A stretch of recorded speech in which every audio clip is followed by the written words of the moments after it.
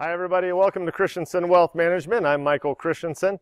Thanks for taking time out of your day to watch this market update and industry sector review for the week ending Friday, June 22nd, 2018. Before I jump into the charts and commentary, I would like to begin with the quote of the week. And this week's quote is from Stephen Covey. Stephen Covey, many of you know his name, was born in 1932 and died 2012. He was an American educator, author, businessman, and keynote speaker. His most popular book is The 7 Habits of Highly Effective People. Stephen Covey once said, "The key is not to prioritize what's on your schedule, but to schedule your priorities." Those are some wise words from Stephen Covey. Well, we've had a lot of volatility this past week. You're going to laugh at this particular word, quadruple witching day. Quadruple witching day was last Friday, and it is a noteworthy day in the financial world because billions of dollars of investment products expire on that day, and banks and financial institutions are clawing and scrambling to try to get their investment products into positive territory before the expiration at the end of the day. So quadruple witching day does have a definition, and that definition is: quadruple witching refers to the third Friday of every March, June, September, and December. On these days, market index futures, market index options, stock options, and stock futures expire, usually resulting in increased volatility. So that was the reason for last Friday's big moves in lots of investment products. Now, today was a different story. Monday was pretty quiet, but Monday night, Trump came out and announced possible tariffs against China in the hundreds of billions of dollars, somewhere between $200 and $400 billion, and that sent the investment markets and the Chinese market into a tailspin for a while. The Chinese market got hit pretty hard Monday night, and on Tuesday, the Dow Jones Industrial Average opened down 300 and then was down 400, but most of the Dow and the S&P 500 and Nasdaq recovered about half of their decline for the day to close just mildly down for the day. So it was a headline-driven drop, I guess you could say, because of the tariffs. We'll see where we go the rest of the week. But rather than talk about all the volatility, let's just take a look at those charts and see what they've been up to. I'll begin with the Dow Jones Industrial Average. In this chart of the Dow Jones Industrial Average, you can see the 5-day moving average is still barely above the 20-day moving average, indicating some residual short-term strength remains, but that strength is fading fast. As you can see, the price of the Dow Jones has dropped 6 days in a row from June 12th down here to June 19th. It did find some support today on the 50-day moving average, and if I switch over to a candlestick chart, you can see that the price dropped below the 50-day moving average on the Dow but closed back above it. So the 50-day moving average did provide some support for the Dow Jones Industrial Average today. And as I mentioned in the prior video from a week ago, this high right here from March 9th was going to be a significant area of resistance for the Dow Jones. And sure enough, from May 31st, it rallied up, got to that line, and then just rolled right over again, and down it went. So it's going to be interesting to see if the Dow can break above that line. There's another resistance line right here from February 16th. So we have two of them right close to each other, and both of those are acting as resistance for the Dow. So one other line here, and then I'll move on. This is the support line right here from the Dow, going from May 3rd up to May 29th and May 31st up until today, which is being recorded on the 19th of June. You can see that starting here, touch, and we closed right on that line today. So that rising support line is also acting as support. So if it breaks below that line the rest of the week, that opens the door to lower prices for the Dow Jones. But we also have these two resistance lines above. So there's not a whole lot of wiggle room here for the Dow. It needs to either get above that and head toward all-time highs again, or break below this and fail and head toward the lows of March. So we'll see where we go the rest of the week. Use some caution right now just because of this 6-day drop.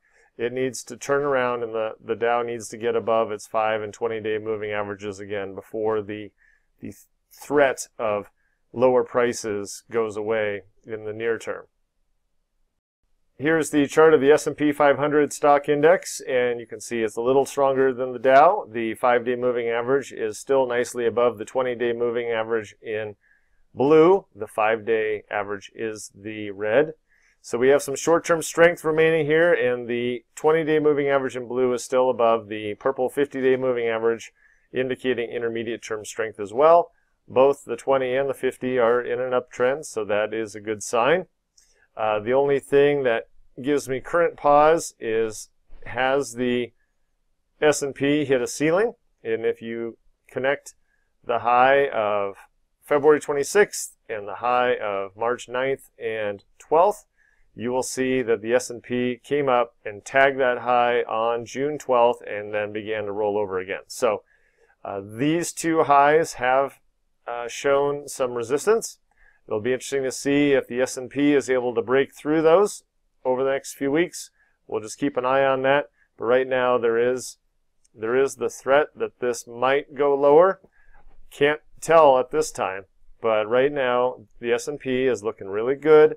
And if I draw a support line, that is the line that we need to stay above. Otherwise, the S&P is headed toward lower prices. So right now, it's right in between resistance and support. So we'll see where we go.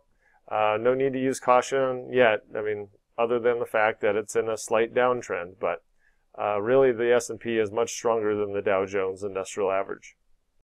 Here's the chart of the Nasdaq 100 stock index, and this is the strongest of the three. You can see the 5-day moving average in red is nicely above the 20-day moving average in blue, indicating short-term strength.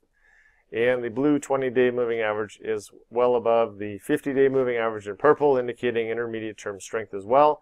All three index moving averages are moving higher, so that is a very good sign. So really, there's a lot of sunshine, clear skies here for the Nasdaq at the moment. The only thing that gives me concern is the prior high. Well, it's not even a concern, it's just something to watch.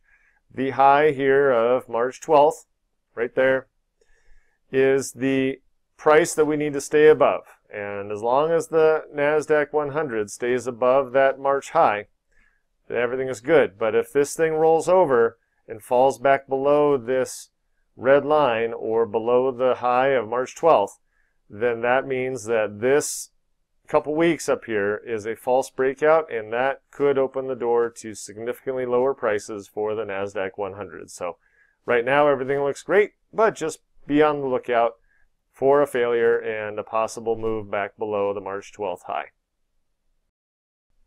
Here is a chart of the S&P 500 Information Technology Stock Index, and as you can see, this looks good like the Nasdaq 100 as well, because they are similar. And the 5-day moving average in red is nicely above the 20-day moving average in blue, which is nicely above the 50-day moving average in purple. So we have short-term strength, 5 above the 20, and intermediate-term strength is the 20 above the 50. So everything is looking good right now for S&P 500 Information Technology. And the only thing that is concerning here is the fact that we have a possible bearish situation. If you connect the highs of April 17th to May 10th and the high of June 6th, and then we connect the lows from April 25th to the low of May 29th, you can see that those two red lines are converging.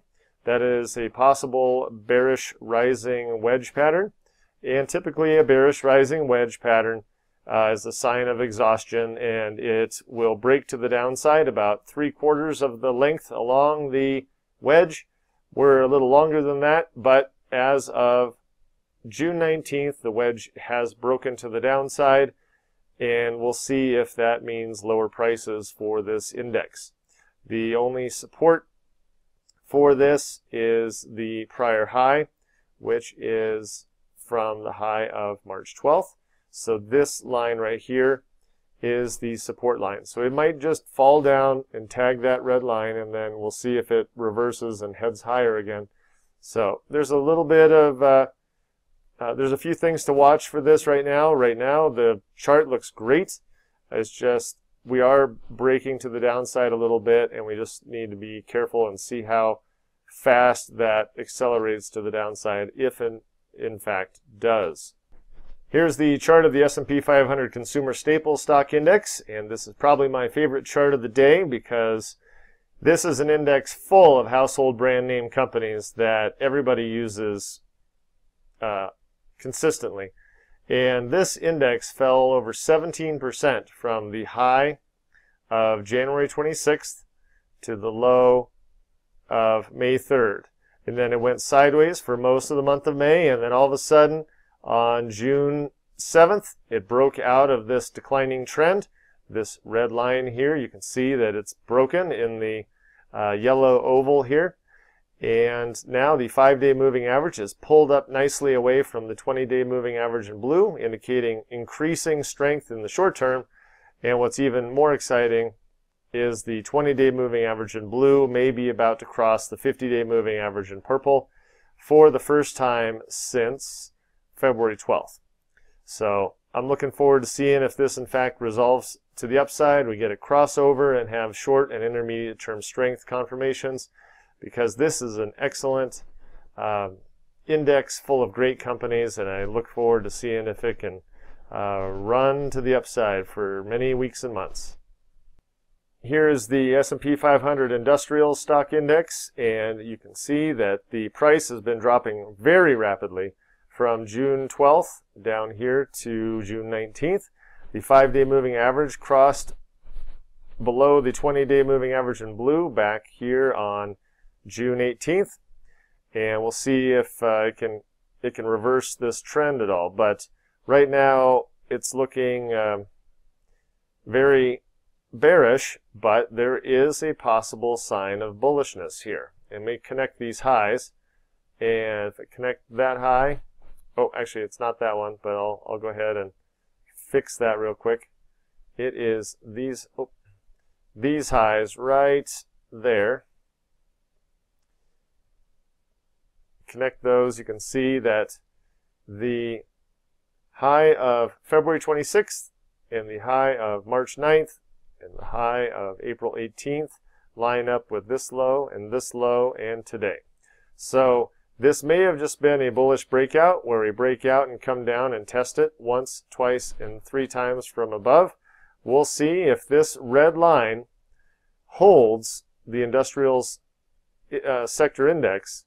That's a great sign. We need to see it reverse and begin heading higher for the rest of the week.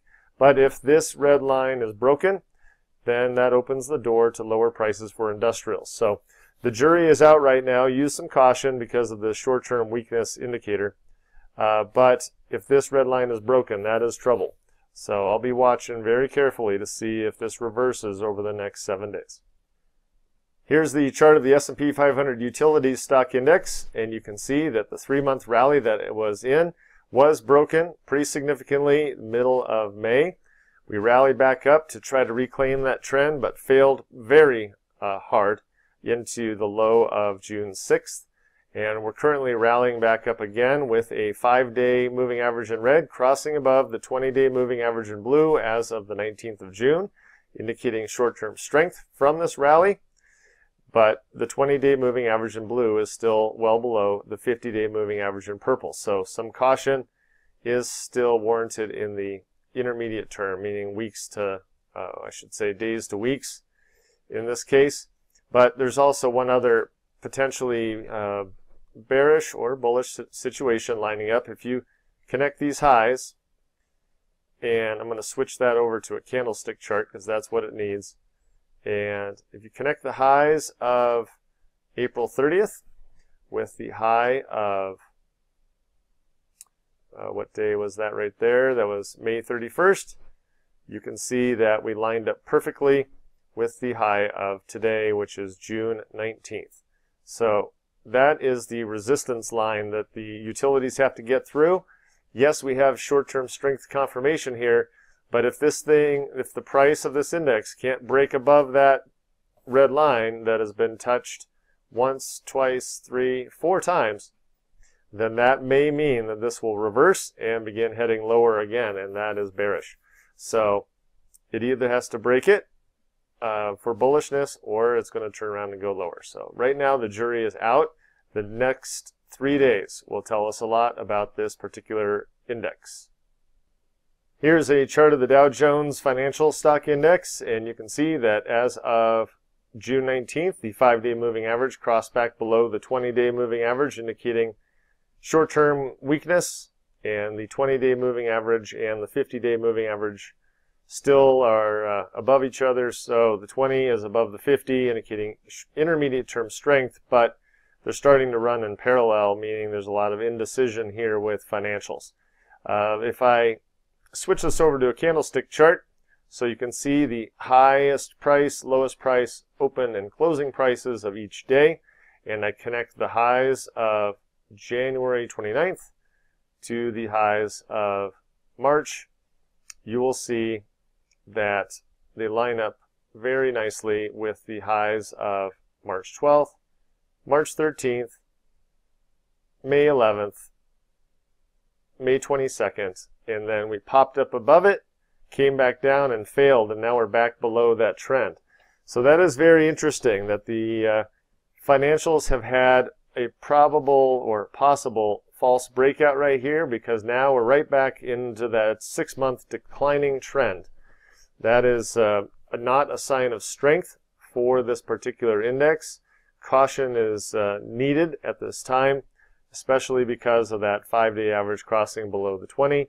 That just raises a little bit of a red flag for the time being, so that we're paying attention to this particular index.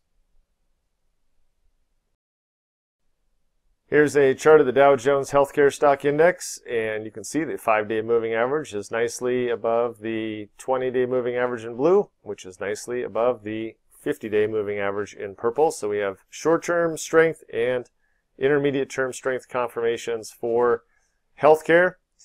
The only thing that's causing some concern here is that we are up against the highs of March 9th, which is right there. The index has rallied up and turned back down again. So it'll be interesting to see if this index has the strength to go higher, or if it will be stopped at that March high and begin a downtrend. So I'm keeping a close eye on that. Right now the chart looks great. Everything is strong and positioned nicely. It's just that we're up against resistance, and if it powers up through that red line, then that is a sign of blue skies above for the healthcare index. So we'll see what the next 3 days or next week bring to the healthcare index, and see if we can get through that. Here's the chart of the Dow Jones Real Estate Stock Index, and you can see that the 5-day moving average in red is still above the 20-day moving average by just a little bit. So we still have some short-term strength, but it is about to possibly turn into a weakness confirmation if those two cross. The 20-day moving average in blue is still pulling away from the 50-day moving average, which is a sign of increasing strength in the intermediate term, meaning days to weeks. So that's a good sign for this. And you may wonder what this red line is up here. Well, I was curious to see why this index stopped right there of all the places. Well, I'm going to zoom out and show you one possible explanation. And one possible explanation is it goes all the way back to this low right here on December 13th, 2013, or I should say December 11th.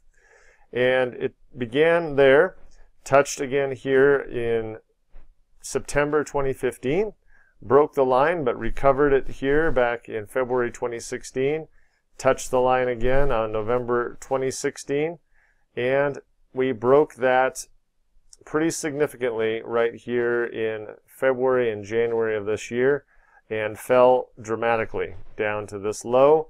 and we have rallied all the way back up to touch the line one more time from underneath. So reading this chart, this may be a risky scenario for the real estate, because this was a trend that began 4.5 years ago in December of 2013 and touched this line multiple times, and that has been solidly broken, and now we rallied up just to touch it one more time from underneath. That is sometimes a setup for lower prices, so I'm going to be keeping a very close eye on this real estate index to see if it rolls over and begins another leg to the downside. Because once a trend line is broken, it is typically broken, and that was in fact the case here earlier this year. That was a solid break. So was this one, but it rallied up anyway. So the jury's out on real estate right now. It's looking okay in the short term. Long term, it may be in the beginning of a bearish situation. Thanks again for watching this market update. I hope you found the charts and information useful. Before you go, please do me a favor and click on the subscribe button on the video, and then click the little bell next to that so you'll be notified whenever additional videos are posted. And then in the summary description of this video, you will find the links to Facebook, LinkedIn, and Twitter pages, as well as the web page for Christensen Wealth Management. Please take a moment to visit those and like or follow the pages while you are there. That way, throughout the week, I can communicate with you on social media and through these YouTube videos. Well, have a great day, and look forward to talking to you in about another 7 days. Bye-bye.